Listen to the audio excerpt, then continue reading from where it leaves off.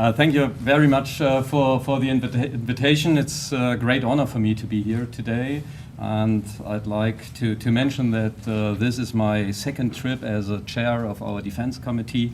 And the first trip was to Ukraine in August, and this is my second trip. And I'd like to mention this to underline that we are very interested in stability and security in this region, as well as we stand in our support for Israel in defending itself against the terror attacks, not only from the 7th of October, but also all the threats you are facing. And we will support you as long as it needs and as much as you want. So thank you very much for being here. Yes, I am very happy to speak to you today on a topic that places also both of us in Europe as well as our partners in the Middle East in the face of huge challenges. The first question, I think, is how can democracies ensure their security in an increasingly insecure world without endangering their values and principles? In times of growing geopolitical tensions and global threats, democracies must find a balance between safeguarding their security interests and their duty to protect fundamental values such as freedom, the rule of law, and human rights. As a chairman of the German Bundestag's Defense Committee, I would like to share some thoughts from the German foreign and security policy perspective that are also of significance in our capacity as a close partner of Israel. The first thing is the threat situation is changing and democracies have to adjust. The security environment in Europe has changed dramatically in recent years and especially in the last month. The Russian war of aggression in Ukraine is a sad example of how quickly conflicts can escalate, and we have to be prepared for the next escalation. In many other regions too, from North Africa to the Middle East, we see conflicts gaining momentum and becoming increasingly shaped by hybrid threats.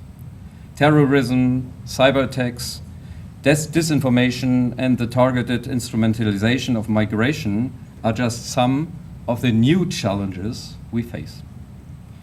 These threats make all the more difficult for democracies to uphold their values while remaining able to take action. They call for new approaches as to how security measures and freedom can be reconciled without security itself becoming a threat to the democratic order. The second remark is on cooperation and shared values. They are a key. One central factor of this challenge is international cooperation.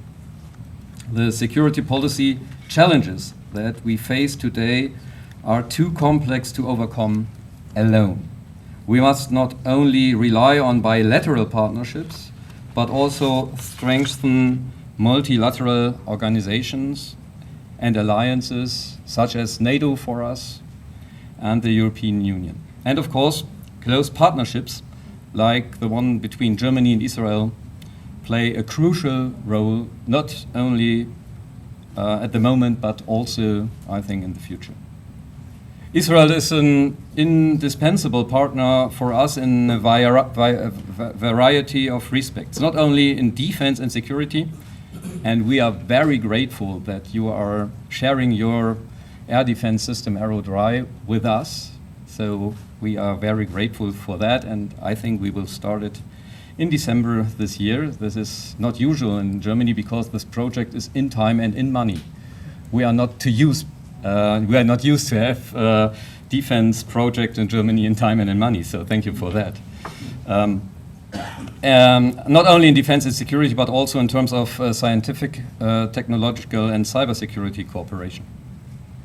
Your experience and expertise, especially in defense and combating hybrid threats, are priceless to us. At the same time, we are conscious of the importance of an open and democratic society, and we need to ensure together that our security policy never becomes an end in itself, but also always conforms with the fundamental principles of our democracy. The third thing I'd like to mention is the balance between security and freedom. And this is a discussion, an ongoing discussion within the German society. The biggest challenge for us as democracies is perhaps maintaining this balance.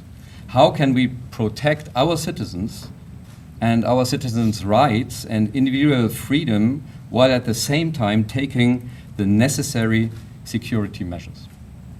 The answer certainly does not lie in simple or rapid solutions. Germany, as you know, is not very famous for rapid solution, but instead in consistent reflection and adjustment of our strategies. In Germany, for example, we have focused to a greater extent on domestic security in recent years. The Office for the Protection of the Constitution and the Federal Intelligence Service work together closely to identify threats at an early stage. At the same time, as a society, we must question again and again how far the state can be permitted to go in order to guarantee security without intruding on citizens' civil liberties. And the fourth thought I want to share with you, a shared objective, security as the requirement for democracy. Ultimately, security is not only a political objective, but also a requirement for democracy to be able to function. Without a solid security architecture, it becomes increasingly difficult to protect democratic processes and ensure participation in society. That is precisely why it is so important that democracies like ours in Europe and in Israel work together to support one another and meet the challenges for the future together. We are really grateful for this cooperation. In closing, I wish to stress that our cooperation must be based on mutual trust and clear commitment to our shared values. Democracy and security must go hand in hand, and only in this way we can ensure the freedom and stability that we as a society wish to uphold. I look forward to a lively discussion, and thank you very much for the opportunity to share my thoughts with you. Thank you very much.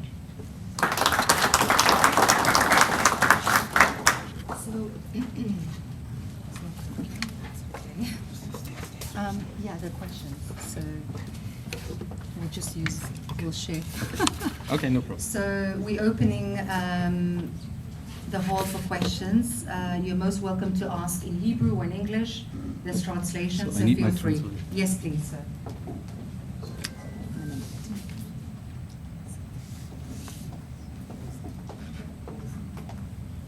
Anyone for questions? בבקשה. Usually emphasize the extent of threats in Europe, and including Germany. Usually talk about the Russian threat, but actually it seems that you ignore the internal threat. What happened here in October 7 is sort of internal threat, and you have a lot of Islamic immigrants which can carry out an assault similar to that which happened here 2 years ago in any place in Europe. How do you struggle, and how do you get yourself prepared for such an occasion?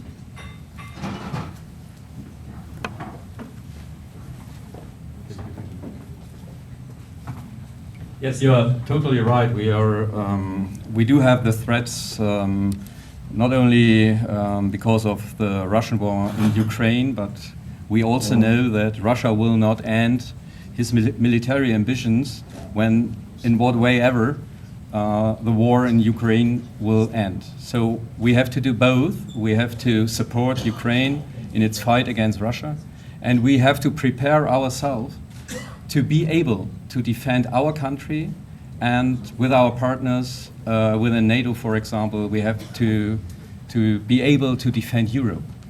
And this is a discussion which meets us currently in a very difficult internal situation we do have in Germany. So my children are 28, 25, and 22 years old. And when they finished school, they have never heard something about war and army and the threats we are facing at the moment. So our society is not prepared and is not used to have discussions about those threats.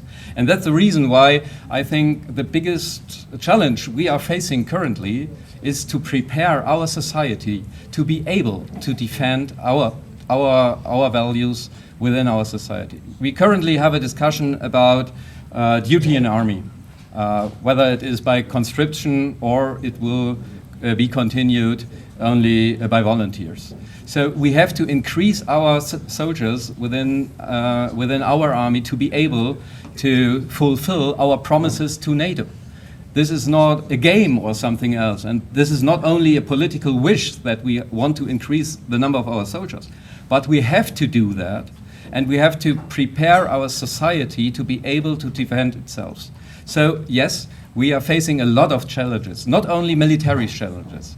And I think we can learn from Israel in this perspective a lot of.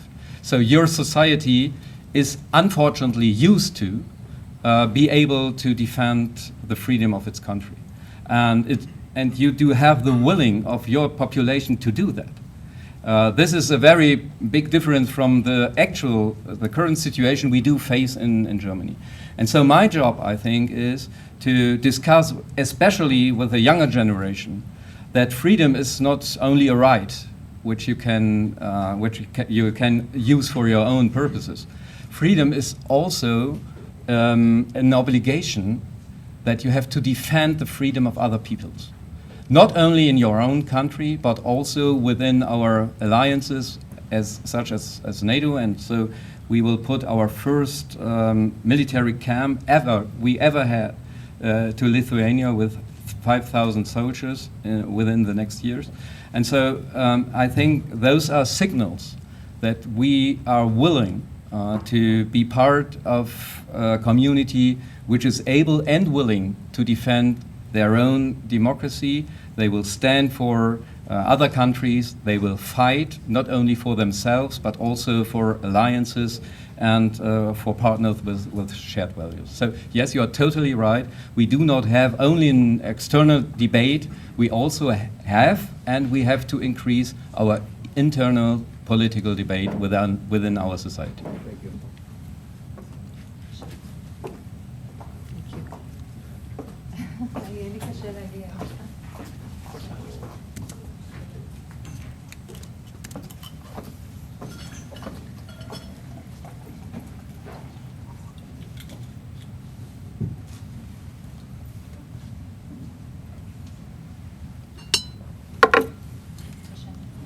I wanted to ask you, given the importance of protecting freedom and democracy in the relationship building that you have, especially in the security architecture of Europe, and why is the prominence of Turkey increasing in the relationship with Europe, and especially with Germany? And I'd also like you to address why you don't feel that Turkey is deserving of much of the criticism that your country and Europe levies in Israel. Yes.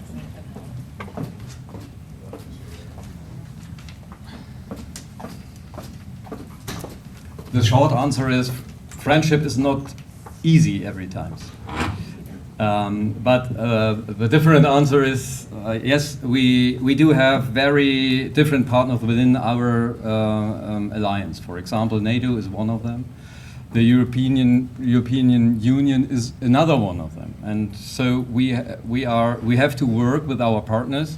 And as you might know, Turkey is of a very big military geopolitical situation. So it is a strategic military partner at the moment. And I think we have to make differences between what we have to do on the military side, who are our alliances in defending our common values within alliances as well as NATO, and what are our political debates we have. So that's the difference we have to make. So we have to work together with partners who are stressing our political debate within Europe and within NATO partners as well. But we have to recognize that Turkey, for example, is of a very big value within our defense strategy within NATO. So we have, unfortunately, to work together with partners which are not sharing all of our values, but we are happy to have partners that are willing to defend our system and democracy.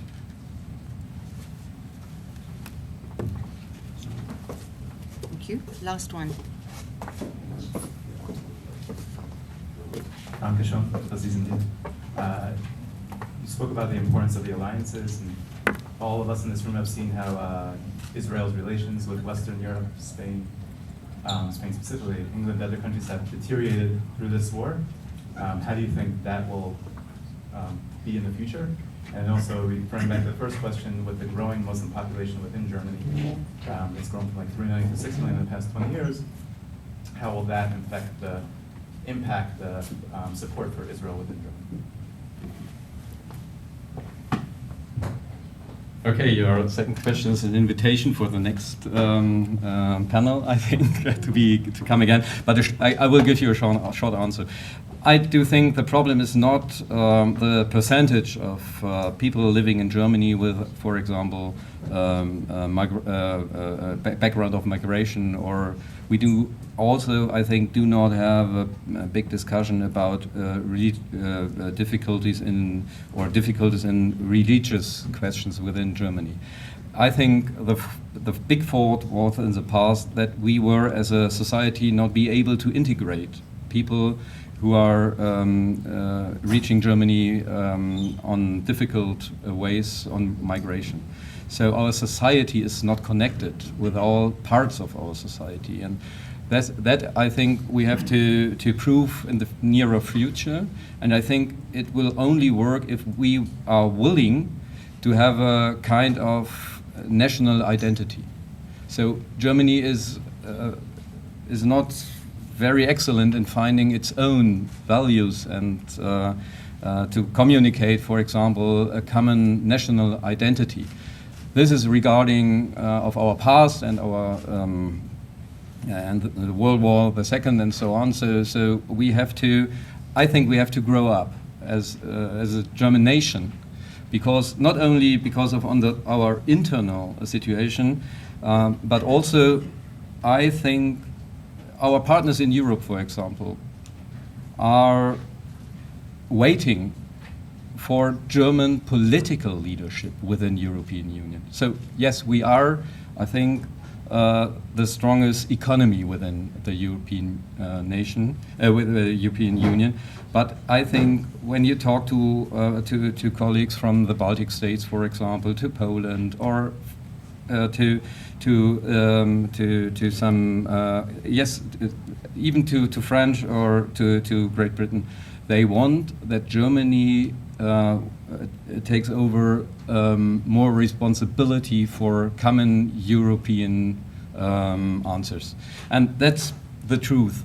We do not have common European answers to the current threats. We do not have a common answer to the aggression and the terrorists and the war in Gaza. We do not have a common answer to that. But I think it must be we must be able, with our shared values, to give a common answer to those threats, because they are also in our European interests. And I forgot your first question.